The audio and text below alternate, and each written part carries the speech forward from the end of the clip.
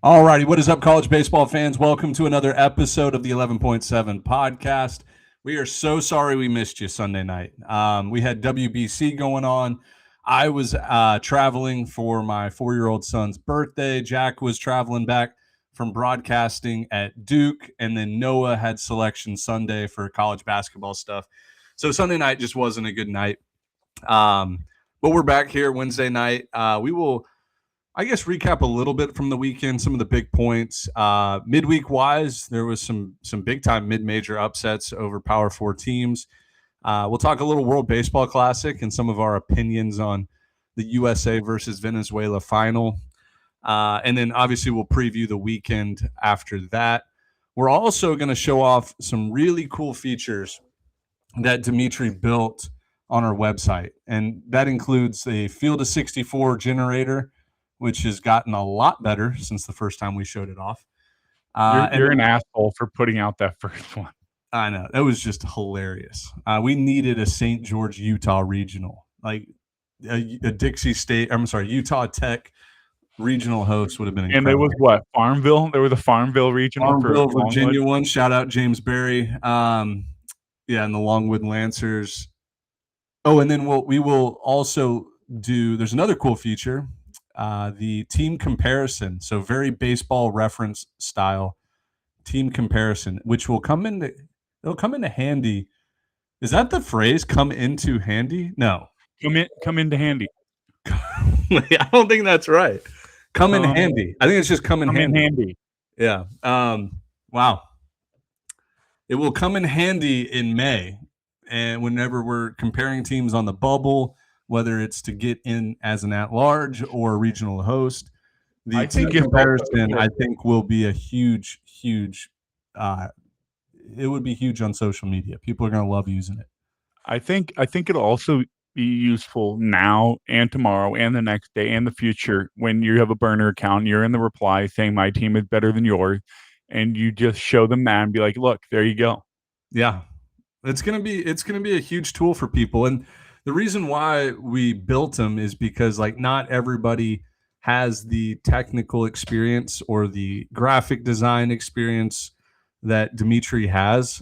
So we just built it for everybody to use for free. And it's all on our website, 11.7.com. So we will show those off here towards like the end of the episode. Where I want to start, though, is just a quick World Baseball Classic talk. Everybody knows you're huge into international baseball, Dimitri. You've played in Greece, Italy, Venezuela, Nicaragua. Where else? Taiwan. Like, you've played all over. I will say that I'm happy and glad for the Venezuelan team because they wanted it more. Their manager, Omar Lopez, was such a huge piece of my childhood because he worked for the Astros for 30 years and found Jose Altuve, signed him. So I was happy for the Venezuelan team. I was disappointed in the U.S. team for about 90% of the World Baseball Classic. I felt like they just didn't care. Like, they were there to be big me guys. I look cool in this home run. I do this. And anyways, yesterday just kind of bit them in the butt. They didn't want it as bad. Innings 1 through 7 were horrendous. Nobody could hit with runners in scoring position. They were all just trying to swing for the fences, and every once in a while they would connect. The Bryce Harper homer was a memory I'll have forever. I thought it was sick, but now it's meaningless. But what were your takeaways, Dimitri? Yeah, first of all, super happy for Venezuela. That country eats, sleeps, and breathes baseball. Like, did that you is see their the number video of the old man watching, like, in the streets of Venezuela on a TV? No, like, that was a Dominican guy in the Dominican. Oh, he was in the Dominican. Yes, it was for that video was for the USA Dominican game. Oh, in 2020. Oh. No. 2 days ago. 3 days ago. Yeah.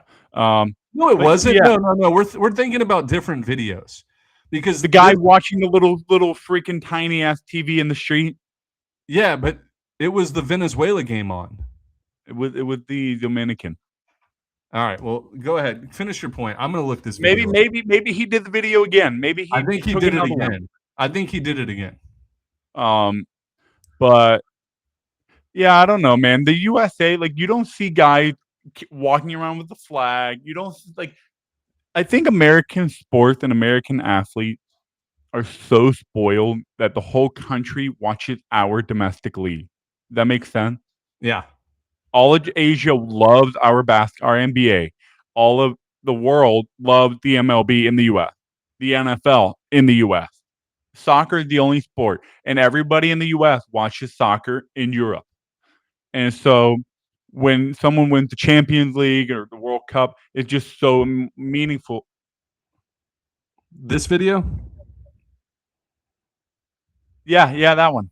No, yeah, it's definitely 100% Venezuela. I'm like, I mean, I saw it. I saw it like 2 days ago, before this game even happened.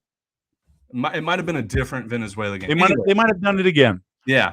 Anyway, so yeah, when with the Classic for the U.S. and American citizens, American residents, whatever you want to call them, watching this game, they're like, oh yeah, 100%. I would rather my MLB team win the World Series than USA win. And I'm like, that's fine, but that's just not how it works. Like, that team is bigger than your MLB team. So the seed team that actually want to win it is way more fun, way more enjoyable to watch as a spectator. Those guys are crying. USA guys, I mean, I think, hey, those guys, and this is in my opinion, I have no idea. They do it to look like to please fans. They don't do it because, oh my God, I want to defend our country. I want to win. It's more like an obligation they feel like they have to do. Aaron Judge, it almost feels like he just has to do it because everyone expects him. He's Captain America, the judge, whatever. You know what I mean? Yeah, I think it was more of these guys signed up for like pay-per-view boxing matchup, and like they got a UFC brawl. Like every game from the point that they finished against Great Britain was an absolute brawl, and like these guys weren't ready for it. They're used to being in spring training. They thought it was a celebrity boxing match, like, hey, we'll get our licks, they'll get their licks, and like we will be crowned champion because we're just better than them. And it turned out like they were on the ground grappling for 9 innings every game. So, like, I do believe USA wanted all the players wanted to be there. I mean, don't get me started on Tariq Skubal. I feel like that move really made me mad. Just taking a roster spot away from somebody else. But anyways, we say all that. We don't want to spend too much time on it. There was one really cool thing about last night's game, USA Venezuela. The U.S. used 6 pitchers. These pitchers were Nolan McLean, third baseman at Oklahoma State. Brad Keller, drafted out of high school. We'll throw him out. Will Vest, shortstop, Stephen F. Austin, now a pitcher. Griffin Jacks, U.S. Air Force graduate, pitched for Team USA. Garrett Whitlock, I think you might have played against him, Dimitri. Like, he's from your area in Georgia, but he played at UAB. Like, was overlooked by all the SEC schools, ACC schools. Maybe I'm older than him. I think you're a little bit older. But yeah, Garrett Whitlock, UAB, and then Tyler Rogers, Austin P. So, like, the moral of the story is a lot of these guys playing mid-major baseball today, maybe they're position players on a mid-major team. Like, they can still develop into major league all-star caliber guys that play in the World Baseball Classic or whatever. Like, none of the guys were power 4 guys. It's crazy. How awesome there is that? is one power 4. Nolan McLean, he was a two-way guy at Oklahoma State, but more people thought he was a better third baseman hitter. McLean was a really good hitter. Yeah, he was at Oklahoma State. So yeah, I thought that was cool. Like, the pitching staff yesterday was a bunch of under-recruited, under-drafted guys that just made their way up. Hey, speaking of, there's one guy that was supposed to pitch last night, and he's arguably the best closer in baseball. Mason Miller. Where did he go to? Went to Division III school for 3 years, and then he transferred to Gardner-Webb. Gardner-Webb. I saw a stat about him. His last 60 hitters faced going back to September 9th of last year was 44 strikeouts, 0 hits. He has thrown back his last 50 or whatever. Yeah, I saw that too. He's thrown back-to-back no-hitters with 22 strikeouts. No. His last 50 hitters he's faced. That's what. Oh, okay. I see what you're saying. Oh wait, maybe not. Oh wait, yeah, that's right. 50. No, it was like last 60 hitters. I thought, which would be. It was his last 50 hitters, 44 Ks, 272 pitches without giving up a hit or something crazy. It's nuts. And I know why now.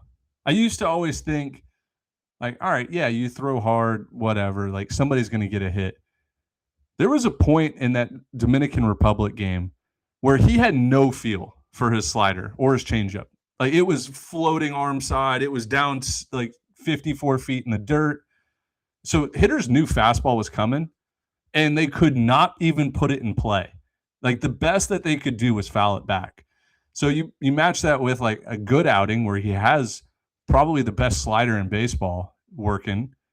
The hitters have no chance. No chance. Yeah. So, and to think he was pitching in the Big South about 4 years ago is crazy. He was not throwing. I think he was like 93, 96 at Gardner Webb. I don't remember. Yeah. I think he was around there. I don't even remember him at Gardner Webb. That's how irrelevant Gardner Webb was that year. Oh, I don't remember him when he was at Gardner Webb. I just went back and looked once I realized who Mason Miller was. Yeah. I'm not going to sit here and pretend that I knew who Mason Miller was at Gardner Webb. Yeah. I couldn't name one Gardner Webb player in history. Gardner Webb player. I know they had a guy in 2016 who might have led the country in doubles, and he was like a short, stocky guy. That was when I was at Mercer. So like I remember his name being floated around there. Gardner Webb alumni. Share your screen. Pull it up. Let's give Gardner Webb a little shout out. Well, I'll just read it out loud. All right, fine. Mason Miller, Oakland, obviously. Brian Zeldin. You remember him at Georgia? A little bit, like last year. He was like the 8th inning. He was like a setup guy, sometimes a closer guy at Georgia. Yeah. Nolan McCarthy. I don't know him. Let's see. Gardner Webb alumni. Here we go. Emilio Pagan.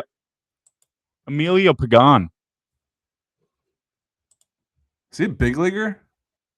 Yeah, Emilio Pagan, big leaguer. What year? 2010, 2011. Really? That name, that is an old school name. Emilio Pagan, yeah. Wow. Okay, let's see. Hi, Dimitri, watch this. Golly, my memory is so good. Gardner Webb 2016, Colin Thacker, 28 doubles.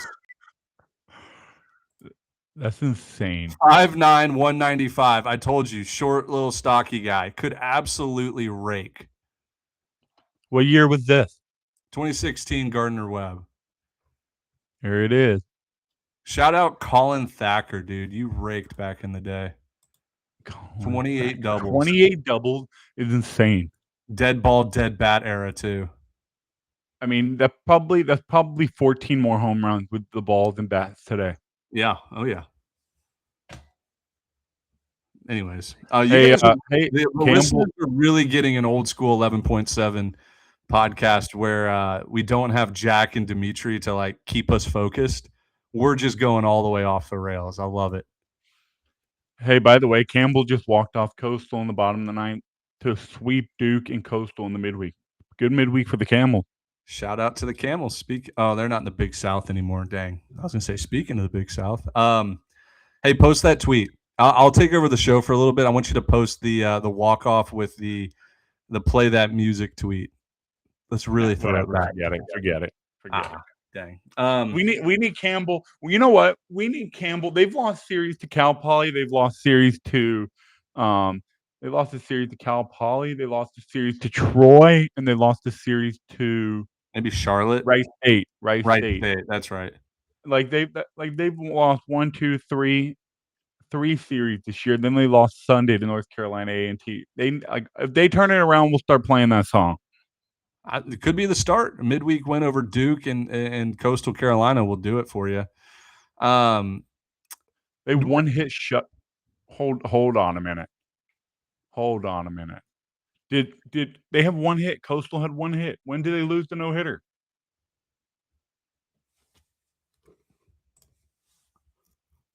I don't know. I'm here with you. Coastal scored 3 runs on one hit.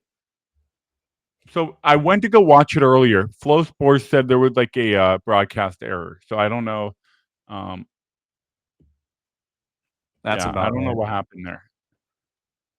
Let me see. I'm pulling it up now. Anyway, let's continue on with the show. Hey, shout out to the Texans last night. Yeah, my Tarleton State Texans. I picked them to win the WAC, and people thought I was crazy. They now have had they swept New Mexico when New Mexico was 12-0. They beat Baylor in the midweek. Now they beat Texas in the midweek. I'm telling you, dude, that staff is one of my favorite staffs in the country. Coach Fuller, Coach Spees, Will Fox, the guy. They have assistant coach on their team that ended my high school career, Will Fox. He 2 homers in Game 3 of the playoffs, second round. I will remember him for the rest of my life. But yeah, dude, the Texans, they're freaking good. I think they're going to win the WAC.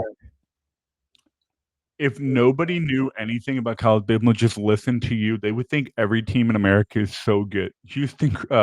Tarleton State lost the series last weekend. The Houston Christian. Well, I love Houston Christian too. Love me some Huskies. Shout out Coach Vanderlaan. Shout out Lance Berkman about 3 years ago. That's hilarious. Yeah.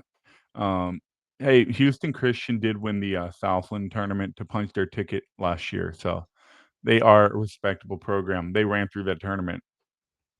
But Tarleton State with the upset yesterday, and then Southeastern Louisiana. Yeah, shut them out. They upsetted Oklahoma at home, which is wild. How did they get Oklahoma to come all the way down to Southeastern Louisiana, Hammond, America? Well, I mean, you know why, right?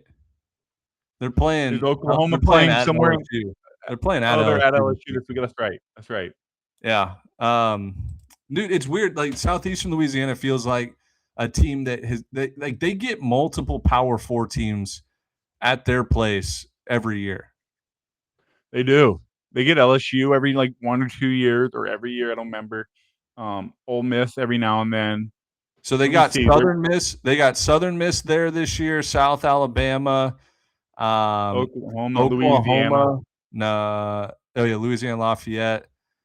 LSU comes there, or no, they go to LSU. They go to LSU. Yeah. Every year they get a couple big time midweek opponent. Yep. But yeah, how about that? Like a complete look ahead spot for Oklahoma. You just win an emotional 2 out of 3 at home against Texas A&M. Tempers were flaring. Guys were wanting to fight, and then you have at LSU coming up, and you have to go play a midweek game in Hammond, America. Like every smart college baseball gambler out there should have just unloaded the clip on Southeastern Louisiana last night. Like that was an ultimate trap spot. Hey, we got a top 5 showdown between Georgia Tech and Auburn. I think Auburn's pitching staff had 14 or 18. I don't know why I'm mixing those two numbers, but it was either 14 or 18 punch-outs last night against arguably the number 1 offense in the country. Auburn was in Columbia last weekend. I think they put up 2 shutouts. And then you come home and you strike out 18 of Georgia Tech's lineup, which, by the way, I think has 8 guys slugging or OPS over 1,000. So that says a lot about Auburn's pitching staff, and that's their midweek guy. So that's the depth of this Auburn team, and that's the kind of stuff I really like to look at when you talk about teams that can really do some damage in June. Yeah, look, Auburn came into the season with a ton of hype, especially from Noah. Like Noah, I think might have picked him to win the national championship. And we saw a lot of glimpses from Auburn last year in the Super Regional against Coastal, and Auburn was running out true freshmen, and true sophomores left and right, like both on the mound and at the plate. It was a very young team, and like they could have won that Super Regional against Coastal. If a couple breaks happened here and there, they had a couple chances to walk them off, and Coastal ended up winning, almost winning the whole thing. So I thought their team got better this year. And last night, Dimitri, you tweeted out a couple videos and pictures. Like Auburn is on the cusp, man. Like fans have the momentum behind it, and like Auburn could become here in maybe this year, next year, the year after that, one of the pinnacle places in college baseball. Like they are so close. I think it takes one more serious Omaha run, and that fan base will be fully behind. The stadium renovations are beautiful.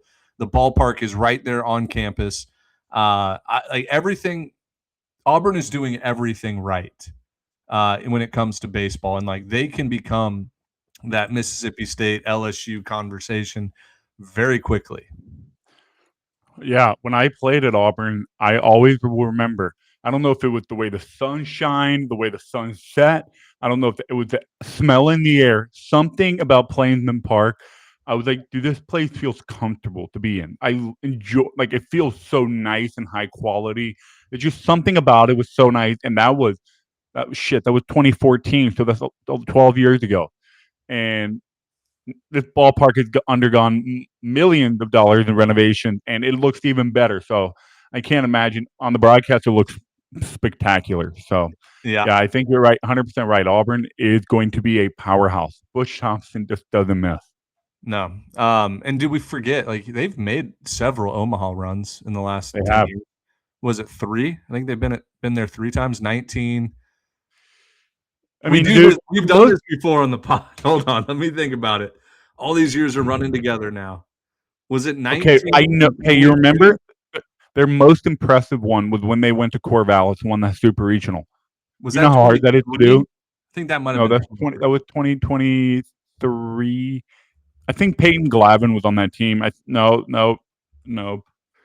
Auburn. That was 2022 or 2023 when they beat Oregon State and Corvallis. All And right, then so they had Auburn has been to the College World Series. Oh, they've only been 2019 and 2022. They yep, went to a Super in 2018, 2019, 22, and 25. yeah, So 4 Supers since 2018 is there's not very many other teams that can say they've been to more Super Regionals since then. yeah. So yeah, I think Butch Thompson's on the cusp of that program breaking out. Um, I mean, dude, they just win year in and year out. They've got, I think they're a top 3, top 4 most attended program in the country this year so far. They sell out every game. That place, I mean, yesterday was what, 40 degrees, 45 degrees in the southeast. It Yeah. was a top 5 matchup, and the fans showed up. Well, I mean Georgia Tech, like that'll any top 5 matchup fans will show up to. Right, but it's still they set a midweek attendance record on a day that's 45 degrees. That should tell you a lot. Yeah, that's a good point. So, What else happened in this midweek? I'm starting to run out of things. um, Georgia, I don't have much to say about Georgia right now. I think everyone knows they're a pretty good team, but I really like how well they come back and win games. Mhm. Citadel had a 5-0 lead. Georgia came all the way back with a walk-off home run from Colby Branch. This is I can't tell you how many times Georgia has been down most of a game and come back to win late. And that's really hard to do. And I think that's a sign of a good team. When you can find a way to come back and win games late if things don't go your way early. Yep. All right, I just stemmed my memory here. Florida State throws a combined no-hitter 7 innings against Bethune-Cookman, wins 12-1. Florida State might be the best midweek team in the country. Let me look real fast because they run-ruled Jacksonville. They run-ruled Mercer. They put up 14 against North Florida. Oh, they lost to Florida in the midweek last week. I forgot. And then But went on the road to sweep Wake Forest last weekend, and their pitching staff was lights out. And so then come off of that with a no-hitter against Bethune. Dangerous. Yeah. Which, by the way, Auburn smacked Florida State in that Shriners, I think, or Globe Life. It was Globe Life. So, I didn't yeah. smack them. It was close, wasn't it? 8-5. 8-5. 8-5. And we'll talk about Florida State in a little bit because isn't that a part of our weekend series pick'em? NC State, Florida State. I don't remember. I did. Yeah, maybe I'll look it up right now. But yeah, any other notes you have? Yeah, I had a couple more. Clemson went down to College of Charleston. Jack was on the broadcast. He crushed it. We got like 1,700 people there at Patriots Point there in Charleston.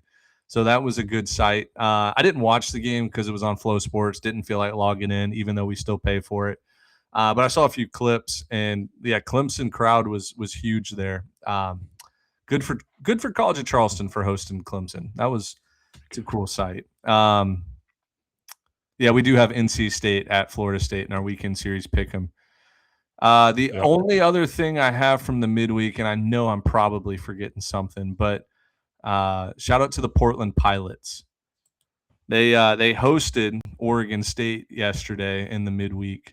I didn't watch the game, but they held Oregon State to 1 run. They won 3-1, and that's coming off a series win against UConn for Portland.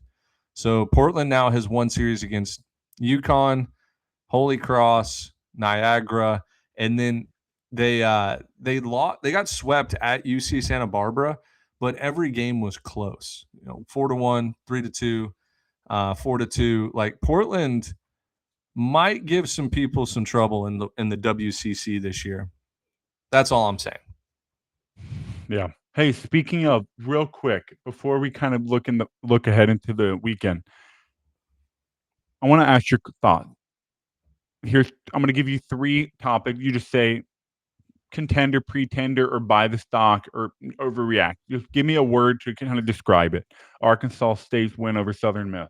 Oh, buy all the stock. Like, keep buying the Arkansas State stock. All right. Santa Barbara. Never sell. You're selling or never sell? Never sell Santa Barbara. Never sell Santa Barbara. All right. UC Irvine. They got swept by Fullerton. I need to see the stock chart here because I assume the stock is down. Oh, it's pretty down. They've lost back-to-back series to Northridge and to Fullerton. My thing with Irvine is they're way too talented to play like this all year. I would buy stock because selling it at this point means nothing. Like you'd be selling it for a huge loss. They're talented. They haven't been playing good since that Vegas tournament. And they look so good in the Vegas tournament. Yeah, that's what I'm saying. They look so good that weekend. So, all right, on the flip side of that, Fullerton, you buying Fullerton stock, or you ignoring it? Did you tell me this fact about Fullerton, or it might have been Jack on the phone, but all of Fullerton's losses are like super close, like one run. I tweeted they have 6 one-run losses this year. And what's the record? I'm about to tell you. I think it's 10-9 or something. 10-10 now. So I'll tell you their resume. Cal State Fullerton lost 3 out of 4 at Cal Baptist. Oh, because they did a 2-2. Okay, so they lost 3 out of 4 to Al Baptist. Cal Baptist is 17-5, by the way. But they just lost their ace, Lou. They just lost their ace, which is not great. They split 2-2 with Stanford, lost the series to Xavier. Not Riverside, Bakersfield. They took the series at Bakersfield, then swept Irvine, and then lost to UNLV in the midweek. Oh, that's 7 one-run losses this year. 1, 2, 3. They lost 4, to UCLA 5, in extras by 1. 6, they lost 7 one-run losses, then lost to UCLA in 10 innings. So I think that's where you buy. Yeah, I think that's where you buy. I think so too. Now their schedule is tough the rest of the year. They have they're at Hawaii. They play UCLA again. San Diego midweek, at Oregon State, at UC Santa Barbara, at San Diego State for a midweek, at USC for a midweek, Cal Poly 3 at home. So, look, if they can survive, their RPI will be high enough for the at-large conversation. If Santa Barbara keeps their RPI up, and a couple other teams in the Big West do. They have a shot. Hey, you just mentioned another team, San Diego. They've lost 1, 2, 3, 4, 5, 6, 7, 8, 9, 10 Yeah. straight games. Yes, dude. You counted again. That's like 55. What do you mean I straight counted again? podcasts. I counted 5 seconds ago with Fullerton's 1-run losses. Oh, whoa, dude! San Diego has lost 10 in a row. They've lost 10 straight. Michigan, Cal for 4, USC, Oregon State for 3. That is a gauntlet of a schedule, though. Sheesh. I would hate to So be Gonzaga right now because Gonzaga has to go to San Diego knowing that a talented San Diego team has lost 10 straight. I mean, dude, when they were playing, like they opened the season at Charlotte, and Charlotte just took down South Carolina yesterday. Charlotte's a good team, 14-7, ranked pretty high in our mid-major poll. That San Diego team went on the road and beat them 2 out of 3, and then won the Tony Gwynn Classic against Utah, Creighton, and San Diego State, all really solid programs. And they just lost 10 in a row. Like Gonzaga is going to get swept this weekend. Book it. Like this for Gonzaga, this is the worst timing possible. Yeah. Another thing that happened this past weekend before we look ahead yet again, USC and Texas, both their undefeated season came to an end. USC lost in a snowstorm in Chicago, and I loved all the memes talking about how that is the perfect regional conference matchup game. You couldn't have placed them better. USC going to Chicago in the middle of March, and then Texas lost a really, really good game with Ole Miss. Mm-hmm. So that was a fantastic series this past weekend, by the way. Hey, what is Mason Edwards' updated stats right now? Friday night guide for USC. I think it's 27 innings, 1 earned run. Mason Edwards, which pisses me off still. I'm glad you brought that up. Pisses me off. He had 5 shutout innings. They're up 9-0. It's freezing cold. He's at 80 pitches. Give him a break this weekend. He got his work in. Like, get him out of there and give some guy in the bullpen 1-1-1 and end the game. Like, I don't like that kind of stuff because you need Mason Edwards in May. You can't have him tired in May. I only brought it up because I knew it pissed you off because you were going crazy in the group message. I was so mad. Like, get him out of the game. He did his job. Anyways, USC's updated real quick for anybody interested. Grant Govell, their Saturday guy, has 33 innings, 1 earned run, good for a .27 ERA. Mason Edwards has 30 innings on the year, 1 earned run, good for a .30 ERA. They're combined for 63 innings, 2 earned runs, 87 Ks on Friday and Saturday. And then you're wondering, their Sunday guy must not be very good. 27.2 innings, 5 earned runs, good for a 1.63 ERA for Andrew Johnson. Their team ERA is a 1.73. Like that is absolutely insane. Insane. Teams can't even do those kind of numbers against some of the bottom tier team. Yeah, it is insane what they've done. Yeah, their one loss at Northwestern was game 2 of a doubleheader in a snowstorm where they lost 2-1. Yeah. That's I mean they're about to be 21-1 this year with their weekend rotation just absolutely shoving against teams. Yeah. Good for USC. They play at home against Washington, and then they have Oregon State midweek, at Maryland, Santa Barbara midweek, and then April 3rd through the 5th is the series that everybody wants to see at UCLA. That's gonna be an That's gonna be. When's the last time a UCLA USC series is gonna be this hyped? Probably 1980s. I don't know. Shit, I mean, it had to have been the early 2000s or the 90s when UCLA was starting to become really good and USC was starting their fall off. Yeah. Like somewhere around that time, early 2000s probably. Was the USC even good in the 2000s? Or would it have to have been the 90s? I think they were good in like the 80s and 90s was when they won all their championships. Yeah, but I think they had some good teams in the early 2000s. I think. Mark Pryor. Yeah, UCLA's got Maryland, Iowa with Irvine and Loyal and LMU midweek. So those teams are probably going to come into that series with a combined 6 or 7 losses at max. Right. It'll be good. West Coast baseball, like the sport is so much better when the West Coast fans get involved. Do you think NIL is going to help West Coast teams keep good players at home? Yeah, I think so. I was think thinking about NIL that. and then also like the scholarship limits, they're all going to help. I think they're going to keep more talent at home. So I don't think we'll really know for another 2 years or so, but I really do think those programs are going to be on the rise again. Yeah, no, I agree. Speaking of the Big Ten, real quick, they just announced that they are changing their conference tournament for this year. Instead of the four pools and then the top team in each pool make it to the semifinals, they've changed it where 1 through 4 seeds get a bye, and then 5 through 9 is it 5 through 9 play a double elimination, or is it 5 through 12? Yeah, so 5 through 12 is double elimination. So, and I don't really get it, but I guess they're trying to help their top team not My blow up thing their is, like, resume. why help the top 4 teams? If you're a conference that's going to be a multi-bid conference, you should be helping like the 5 through 12 teams because you want an extra bid in the tournament, right? Like you're 1, 2, 3, and 4 in the Big Ten this year. They are locked in for four teams in the tournament. UCLA, USC, who Oregon, else? Oregon. UCLA, USC, Oregon.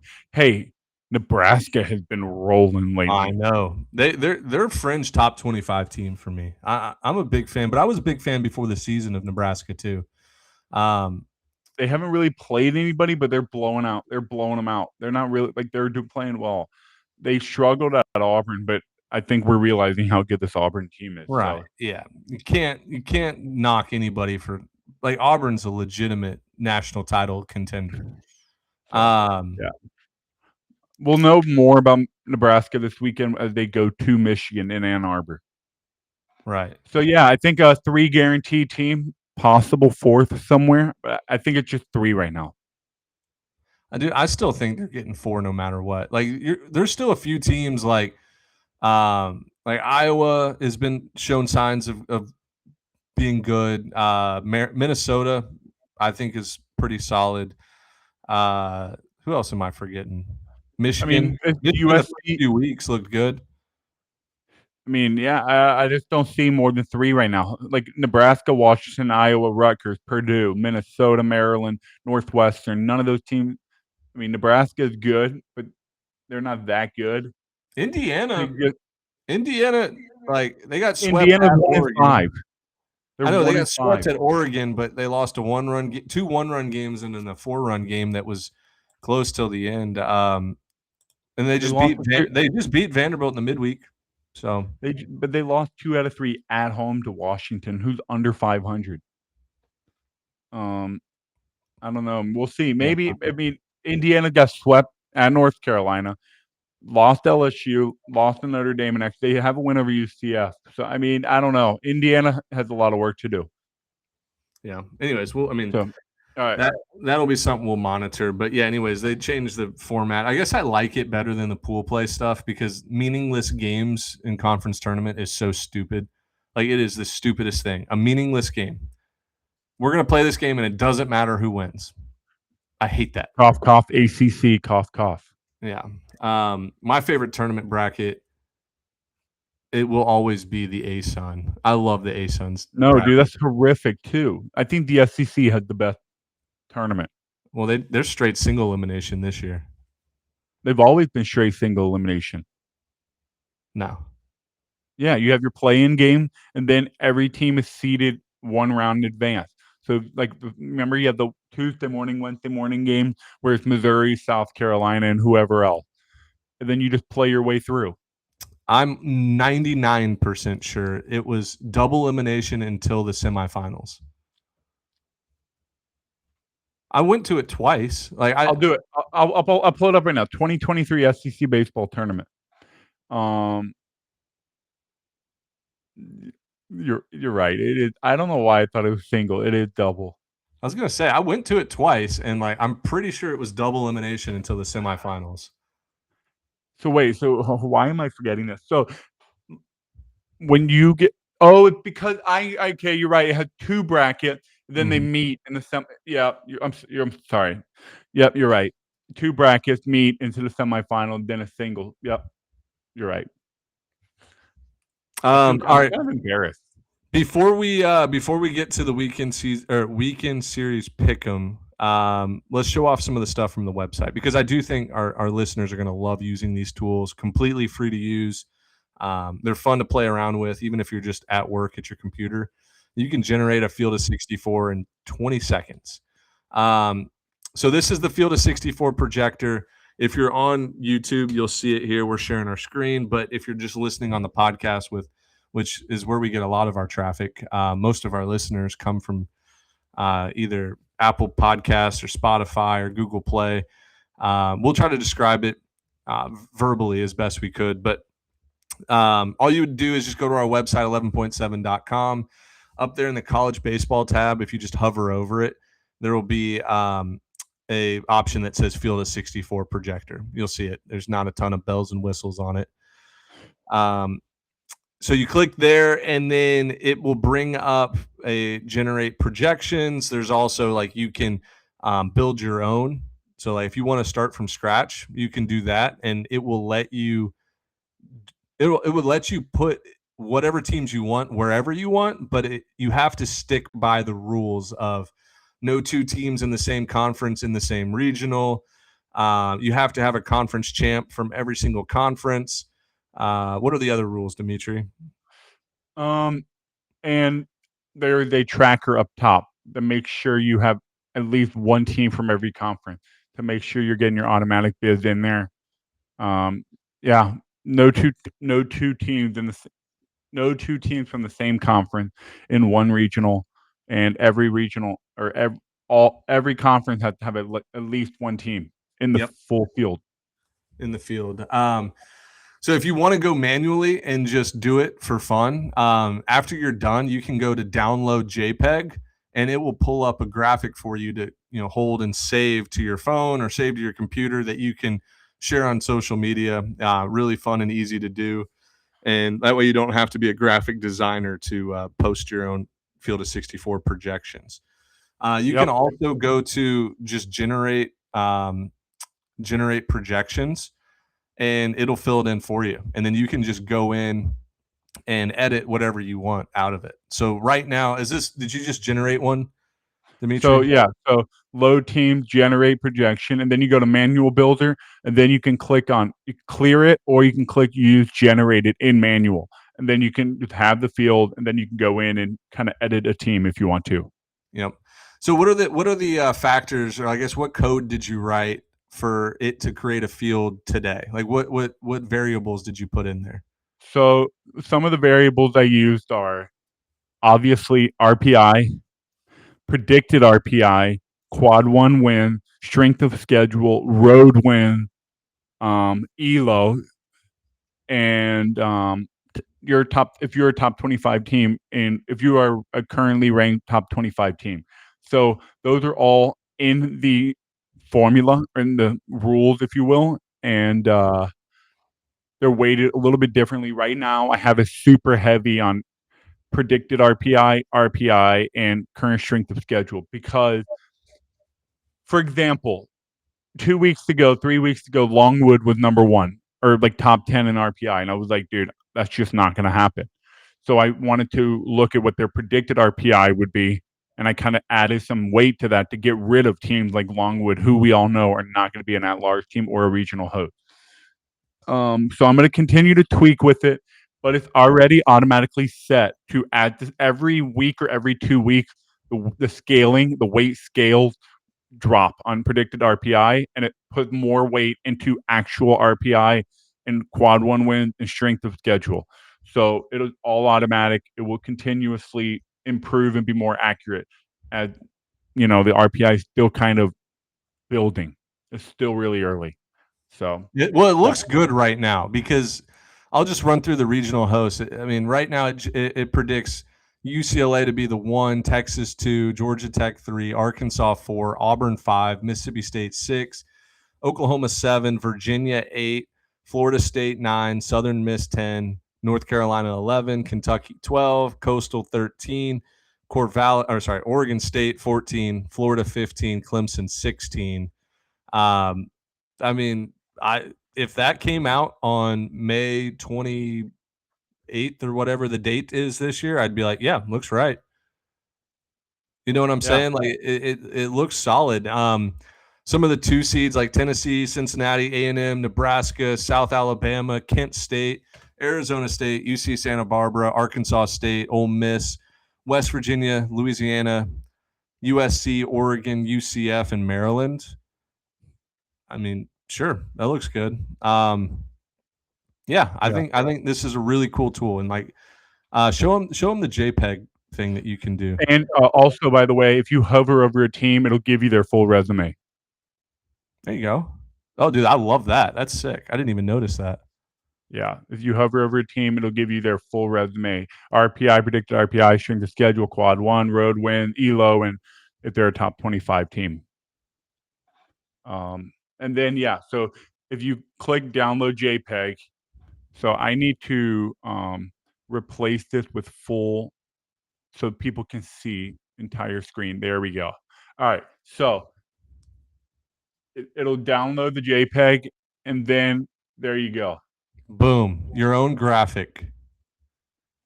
You'll have your full field 64. You can go in, make it, and share it on Twitter, any social, text it to your friend, whatever you want to do, and a click of a button. And it shows the date that it was generated to, which I love. Yep. Because like you can keep track of these throughout the year too, and be like, oh yeah, this was the one I did on March 18th. This is the one I did on April 7th. Yep. And I think this will be really good to allow more fans to understand how the field of 64 works, and they can build their own and try to kind of learn how it works. Because a lot of fans bitch and complain about whatever. I'm like, okay, go build one and see where you end up, and you'll be surprised at how the field comes together. No doubt. All right, let's do the team comparison feature because I think this one's going to be mega viral, especially later in the season. So team resume comparison is a very simplistic, like, hey, you have one team, you have team A, team B, team C. They can be, I think a lot of people are going to turn this into a blind resume comparison where they blur out the teams' logos and stuff and be like, hey, these are the 3 teams on the bubble. Who gets the last spot? I'm gonna write that down. Blind resume. I will have a setting. Someone can check a little box or something and be like, make it a blind resume, and it will remove the logos. Dude, I love this feature. I was playing around with it. I was comparing. Right, give me a team like 2 days ago. Give me 2 teams. Mercer, UCLA. Oh, you want to add a 3rd team? Add a 3rd team, and let's do Kent State.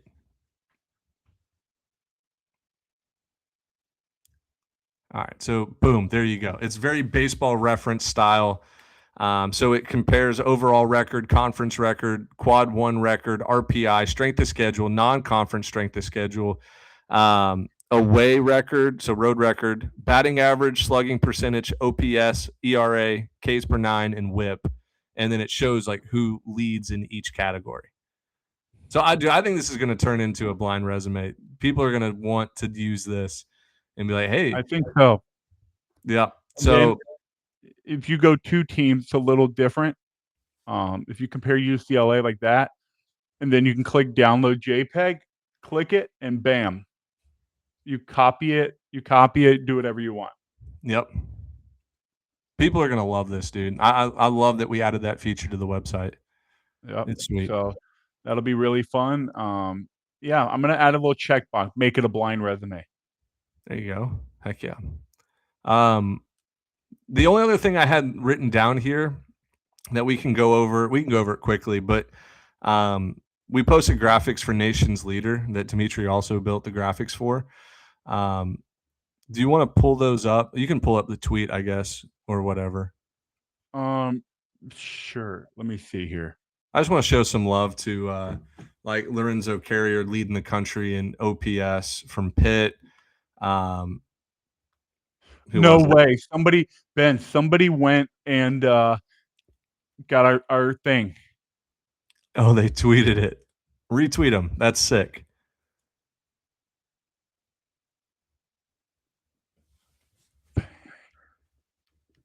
Captain EJ Smith. But yeah, we created a graphic for Nation's Leader for home runs, RBIs, batting average, OPS. Quentin. Look at that. Rob's ranking. Oh, they're using it? The team comparison? I found a new toy. Yes, Rob's rankings. Let's go. Yeah, retweet Rob too. Rob does good work. So Quentin Coates from Cincinnati is going nuclear right now. 15 home runs this year. Let me see. Here we go. Yeah, for Cincinnati. 15 homers in 23 games, hitting 354, a buck 35 OPS, 7 doubles, 15 homers, 37 RBIs. He's the type of guy that, like, he is flicking his wrist and hitting homers. A lot of them are going oppo too. Dead right field. Just catching it late, flicking it out over the fence. So he is on Golden Spike's watch, especially if he can keep up these numbers. That's on pace for over 35 homers a year, which is nuts. Jack Hag, Charlie Condon territory. Yeah, even if he just slows down a little bit and gets to like 28 to 30, I think he's going to win the award. Tage Davis from Louisville, my favorite player in Omaha last year. Love the way he played. No batting gloves.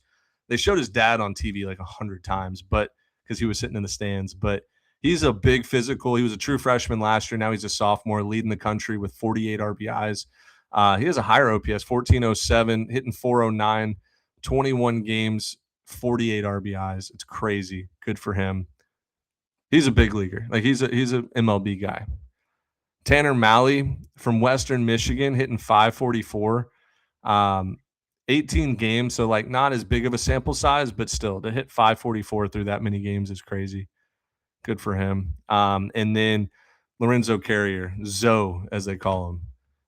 1789 OPS. He had a week, I think it was last week or 2 weeks ago.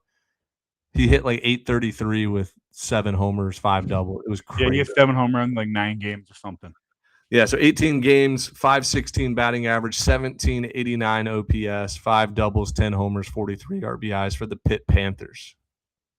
Former Miami Hurricane, if anybody was wondering. I knew that name sounded familiar, but I didn't realize. I don't know. I didn't even realize it was Miami. So yeah. Hey, new change of scenery can do wonders for baseball players. Yeah, 1,000%. Yeah. All right, let's do the weekend series pick 'em and then get out of here. I know you have a softball game here tonight, so. Oh yeah, we got softball, the Bandit softball, baby. What's your record this year? I think we're 5-1. We got our asses whooped by some team full of minor leaguers. I swear to God, they were all minor leaguers. 2 of them were former AA players, and then the rest were, I don't know, D1 players. But we got whooped, and it wasn't even close, dude. Line drives everywhere. Bomb. I was at shortstop, just like, who is this team? There's nothing worse. There's not a worse feeling because I've played slow pitch softball a couple different leagues, and when the other team is like that much better than you just don't want to be out there.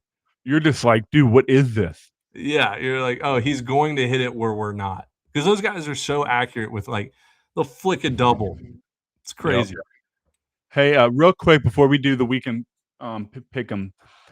So I don't know if you played around with this, but I've done some research on Statcast, Baseball Savant, a couple of places to kind of come up with some cool advanced metrics for team.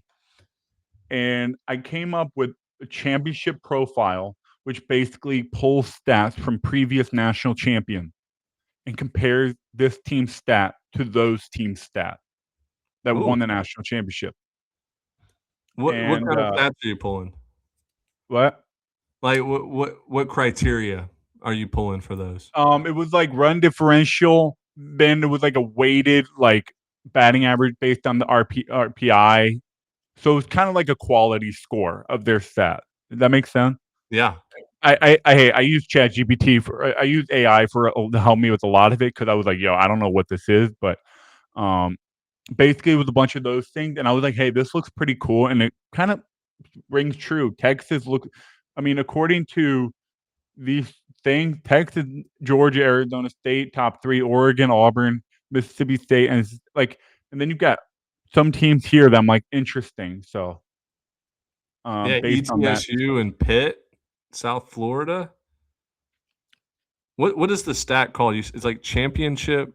So here What you is go. Here you go. Championship profile, composite indicator of traits typically seen in top postseason team. So that stat is basically, are they a threat in the postseason or not? Basically, I'll send it in the group text. I'll send what exactly in the formula. Okay. Yeah, And that scares me that ETSU is there because that means Mercer is in trouble. I mean, dude. Let's see. ETSU. They are. Let's see what their stuff is. 3.93 ERA, 9 Ks per 9, hitting 320, almost nine runs a game, 1.4 homers a game. They're fielding really good. Less than an error per game, which is great. They play on turf. So yeah, all these team stats are updated. I don't know, 3 times a week, 2 times a week. So On our website. They will always be recent. Let's go. Yeah, that's cool. I haven't even played around with that yet. You what? I haven't even played around with this yet. Oh yeah, Georgia Tech 393. Hey, there's Mercer 345. Good for 3, 4, 5, 6th in the country. Well, I got to see it play out in conference play first. I know. But yeah, I'm just showing the fans the website. You come on their team page, you got their schedule, you got their stat, color coded based on their national rank. Green is good. Orange, red, whatever is bad. So, yep. You've got the schedule, you've got the standings, got everything you need right here, and their metrics and stuff. So that's really cool, dude. Yeah, check out our website. Dimitri adds a little bit pretty much every week. Something new, something cool. But all right, let's do the weekend series pick 'em so you can go out and play some slow pitch. The 6 series this week: Georgia at Texas A&M, Texas at Auburn, Citadel at Mercer. I hate that you put this one on there. I did not send this in my 6 recommended, and you pulled this out. Rice at South Florida, Nebraska at Michigan, NC State at Florida State. It's funny because never mind. what's funny? Well, like my favorite team, Mercer, Noah's favorite team, Michigan, Jack's favorite team, Texas. I don't see your favorite team on there, buddy. Where are the Miami Hurricanes at? Rice Owls are my favorite team. Well, yeah, Rice was my favorite team until I was 18 years old too. So, all right, here we go. So kick it off. All right, so we got Georgia at Texas A&M. We're not going to spend too much time because it's just a little bit better when we have Jack and Noah here to debate. Like I know who I'm going to pick, and I don't have a ton of reasoning. A lot of it, same old, like just gut instinct. All right. For example, if you're new to the show, I'm like a weird game theory guy because I think college baseball has too much variance. Like stats don't really matter too much on a week-to-week basis. In my opinion, Georgia just had an emotional walk-off win in a midweek. Texas A&M lost 2 out of 3 on the road. It feels like a big bounce-back spot for Texas A&M at home. So I'm taking the Aggies for like purely that reason.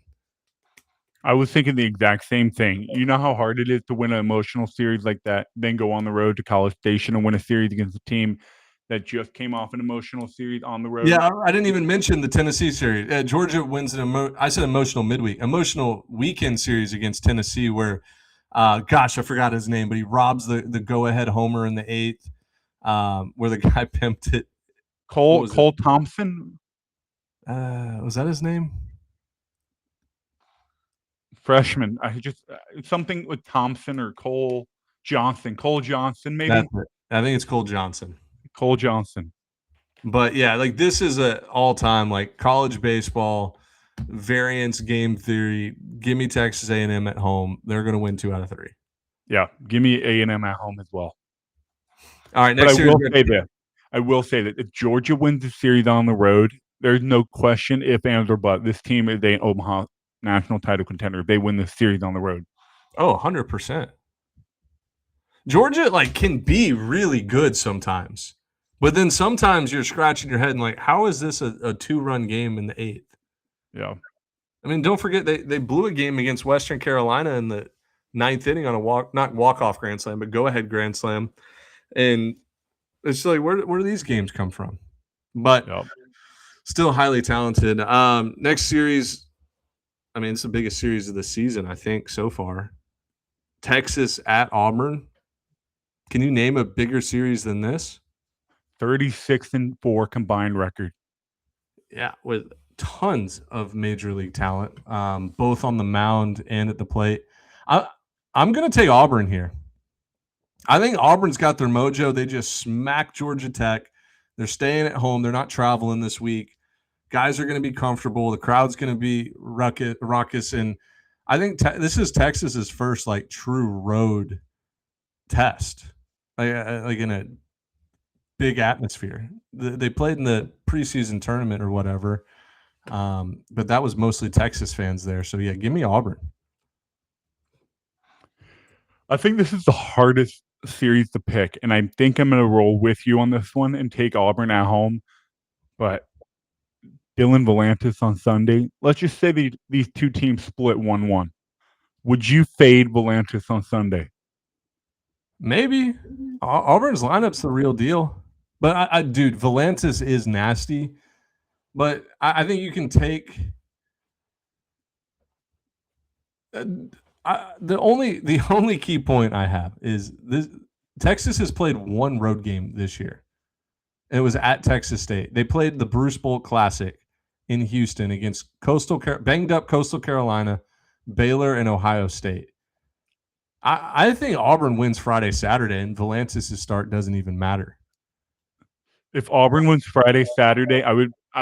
That's the only way I think Auburn can win the series. But you got to remember they got Ruger Riojas on Friday. You know what? Give me Auburn at home. I think they're rolling. Ruger's turned into the best pitcher and one of the best pitchers in college baseball. And I was down on him to start the year. 5 picks. Can you picture a world where Georgia or Auburn blows out Georgia Tech at home, and you're like, "Oh my God, this team is so good." Texas comes to town and humbles them. Oh yeah. You see, I think that is a more college baseball variance consistent theory. But you also have to remember Auburn smashed from the start, smashed Georgia Tech. It was never emotional. It was never high stress. They smashed them from the start.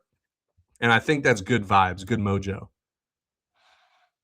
Yeah. I mean, Missouri pitching really did. The Missouri starting pitching in Columbia last weekend against Auburn was really good. I was impressed with Mizzou. I think they went 5+ innings, all 3 games with 2 runs or less. Yeah. Mizzou's not 3 games. Bad. In fact, hot take, I don't think Mizzou finishes in last place this year. South Carolina. I think Mizzou has way more fight in them than South Carolina at this moment. And maybe something changes, but Missouri looks like a better team than South Carolina. Yeah. So, you know what? Give me Texas. You're going to go Auburn? I'm going to Auburn just because Texas hasn't left with a 3-hour diameter of Austin. God, dude, I know that's hard. They went to Houston and played in front of all Texas fans. They went to San Marcos and played against probably 70% Texas. Well, actually, if we want to get technical, Texas played at San Marcos against 100% of Texas fans. That just I knew you were going to say that. Or went to school at San Marcos. Every Texas State fan is just a Texas fan. Do you remember a couple years ago when you tweeted? I think you tweeted something along the lines of Texas State fans are all Texas fans, and they were getting so angry, or it was something like that. I think I posted a clip of a video of a guy that took off his Texas hoodie and he had a Texas State shirt on underneath. There you go. Mid-game when they beat them. There you go. Yeah. Dude, this is the hardest. This might be one of the hardest series I've ever had to pick. You know what? Auburn is the more fun pick. If I'm going to be 50-50, I'm going to take the more fun pick. Give me Auburn. There you go. Citadel at Mercer. I am very scared for conference play. Mercer did beat Tennessee Tech last weekend, 2 out of 3. They should have swept Tennessee Tech, and I think Tennessee Tech's actually a really good team, especially in Cookeville, Tennessee. What am I doing? But let me show you something. Citadel. Hey, Citadel had. I was actually talking to Jack earlier today because he's broadcasting the Clemson Citadel game right now. Okay. Citadel has lost a ton of close games and have been in there, pretty much been in every game with Power 4 teams.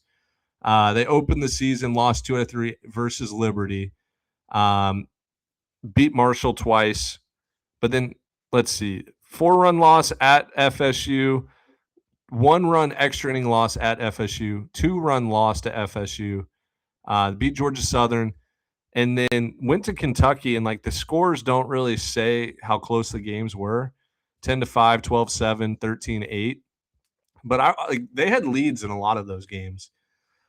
They beat South Carolina in the midweek. They win 2 out of 3 at Tennessee Martin, and then lose a close one to Georgia. Like they're lost on a walk-off bomb to Georgia. Yeah, walk-off bomb to Georgia. So I'm telling you, this series scares me. I think this is Mercer's best team they've had in a while, but this is the best Citadel team they've had in a while. Well, I guess carrying from last year's team that almost won the SoCon. I think this is going to be an absolute must-watch game on ESPN Plus. So if you're bored and have nothing to watch Citadel Mercer. 2 really good teams going at it, but like I have to pick Mercer here. Ben, you know what? Look at this. They're 181st in the country in walks. And when you come to Macon and you walk people, you're going to give up a home run. You're going to give up multiple 3-run homers. I think I'm going to have to take the better lineup, which is Mercer. Yeah, I'm going to have to take Mercer here. Good. Let's both take Mercer, and that pretty much guarantees a Citadel win, but whatever. Rice at South Florida. I think this is where you're going to see a lot of survivors. South Florida 18-3 this year. We kind of predicted it preseason with our write-up on the mid-major top 25.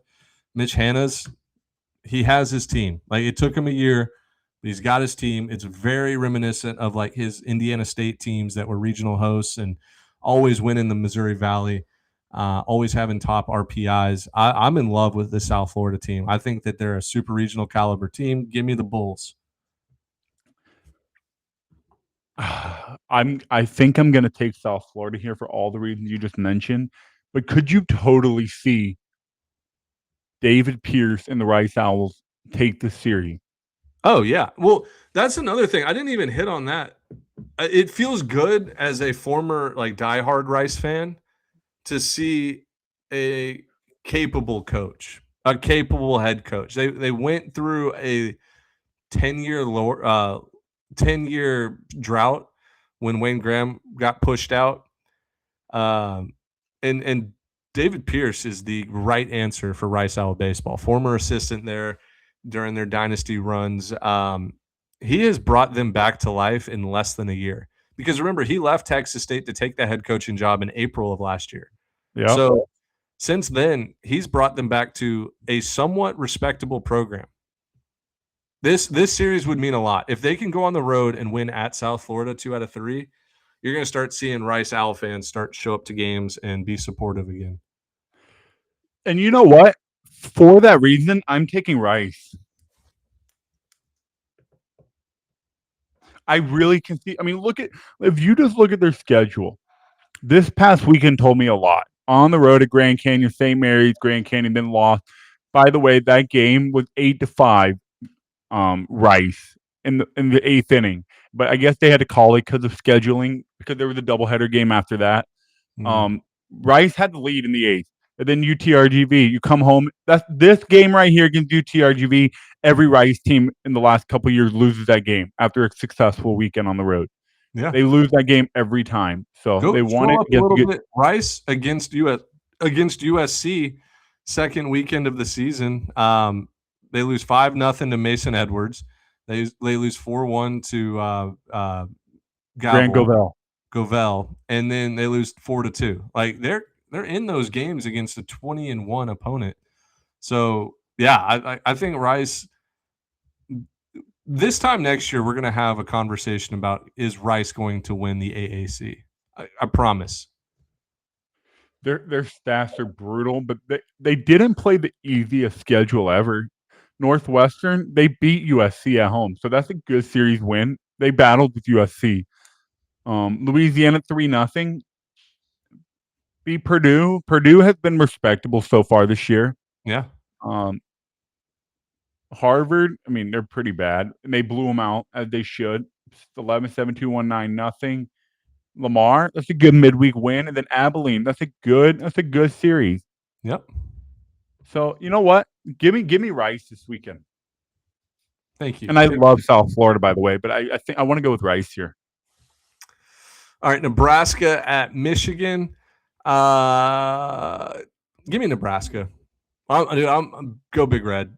I'm rooting hard for Nebraska this year. I said it in the first episode of this season's podcast, but Nebraska making it back to Omaha would just do wonders for nostalgia, for that fan base, and for the city of Omaha. And I think hotels will technically be a little bit cheaper because you'll see a lot of Nebraska fans commuting. So, yeah, give me Nebraska here. I think Michigan has played a really tough schedule. They're coming back from on the road at UCLA this past weekend. Got swept. Oof, wait, that doesn't help my case. That feels that's like a college baseball variance power play right there. I did not even take that into consideration. I'm going to stick with Nebraska, but wow. After getting swept by UCLA, come back home, and no matter who Nebraska has in their lineup, it's not going to be anywhere close to UCLA's lineup. So yeah. All right, last series here. NC State at FSU. I'm huge on FSU this year. I think I picked them to win the AAC and the ACC or ACC. Yeah, I picked Florida State to win the AAC. No, I picked him to win the ACC for a reason. Like, it looks like Trey Beard's back healthy. Like, I think he'll be pitching on the weekend, but we'll see. I mean, he's kind of been a wild card, but yeah, give me Florida State at home. I think it's going to be a dogfight. Probably like Sunday rubber match. Who's going to win? I'll trust the cinnamon rolls. Yeah, give me Florida State at home. Their pitching staff. By the way, I feel like Noah this episode. I'm like taking on the responsibility of trying to bring up some more stats, like Noah does. Yeah. Wes Mendez and Trey Beard combined 25 Ks over like 13 shutout innings on the road last weekend at Wake Forest. I saw all I needed to see against Wake Forest because I still think Wake Forest is a dang good program. Like they're going to be a threat in the postseason, and just absolutely manhandled them on the road. Give me Florida State. This NC State lineup is really good. They're offensive, so we'll see how that battle goes down. But I think if we see anything like what we saw at Wake Forest, Florida State should handle the series at home. Heck yeah. No, I love that. All right, go. You go play softball. I'm going to stick on for just a little bit, and this will just be a little extra. I'm gonna quickly. Oh, you're gonna keep talking?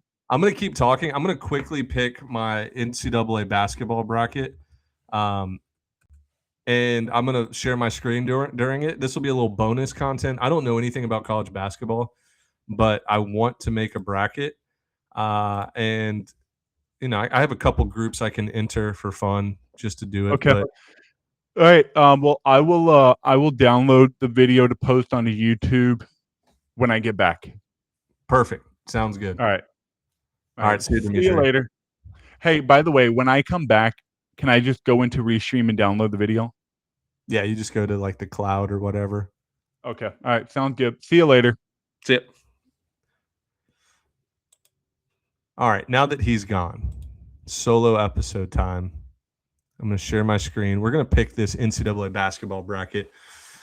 I know a lot of you guys are diehard college baseball fans, but you're probably going to watch the NCAA basketball tournament. I do it since I was a kid. Me and my brother would print off brackets, do it by hand, keep track by hand, highlight the teams that won.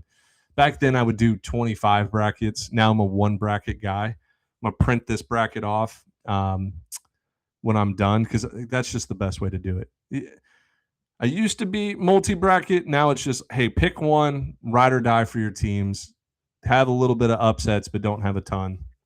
So I just want you guys to know how my brain works with the bracket. So we're going to go Duke over Siena. I'll take Ohio State over TCU. Don't know anything about either team. St. John's over Northern Iowa. This feels like it could be an upset spot. Cal Baptist over Kansas. Something speaking to me there, but I will go with Kansas.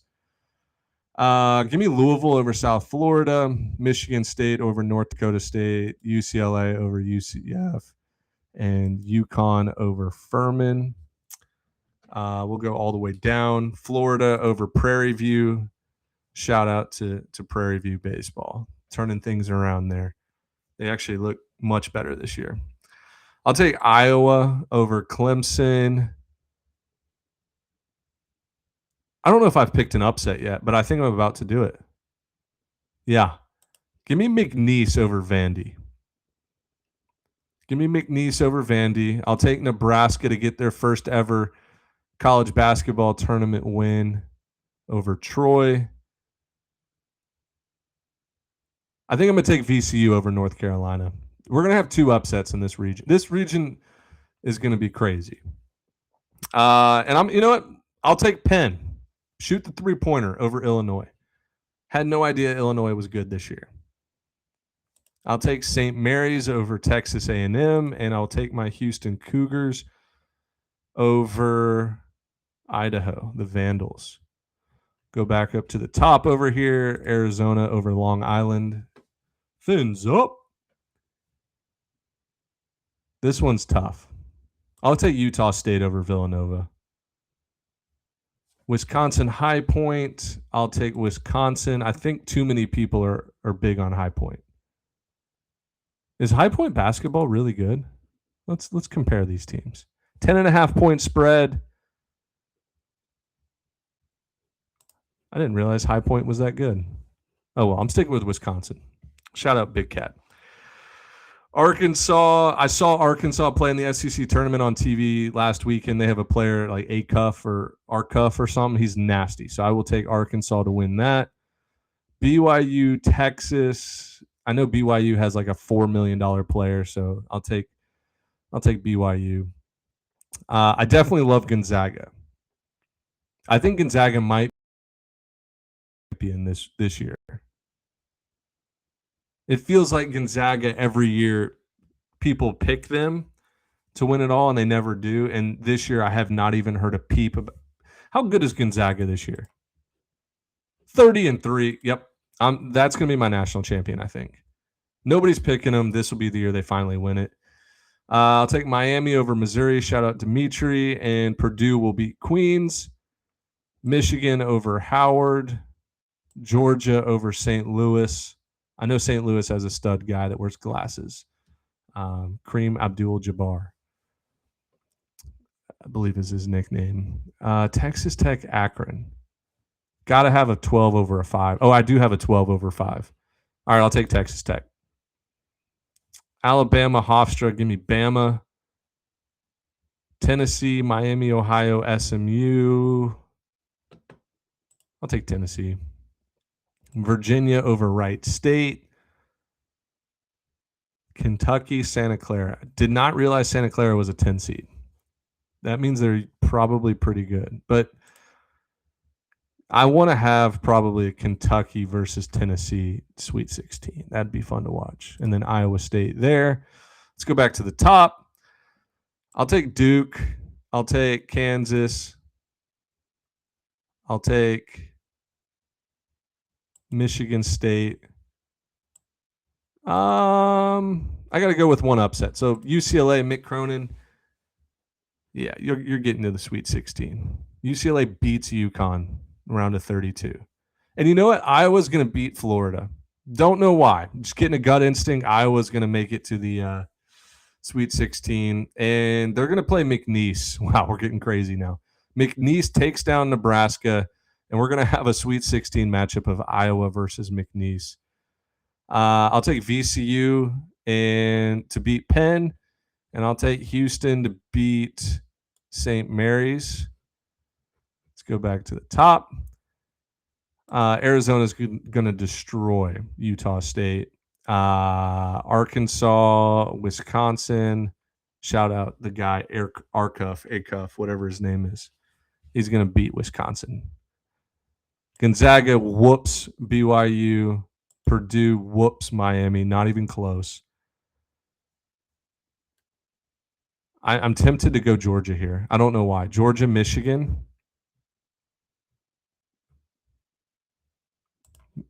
You know what? I'm taking Georgia over Michigan. I want Noah to be upset. Noah has 25 brackets, and he has Michigan winning them all.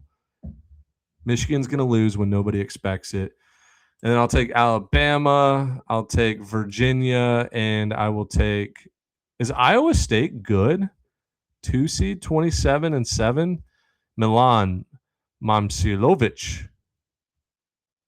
Yeah, I'm sold. Yeah, Iowa State has some good wins this year. Give me the Cyclones. Get a baseball team, though.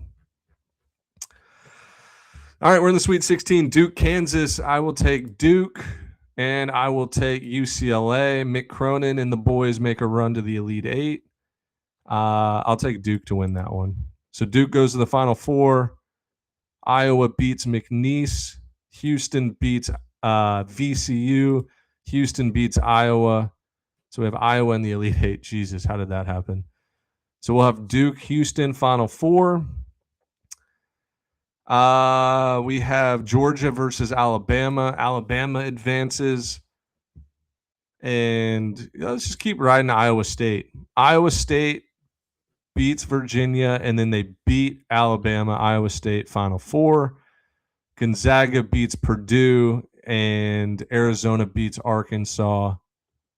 And then Gonzaga beats Arizona. So Gonzaga, Iowa State, Duke, Houston, Final Four.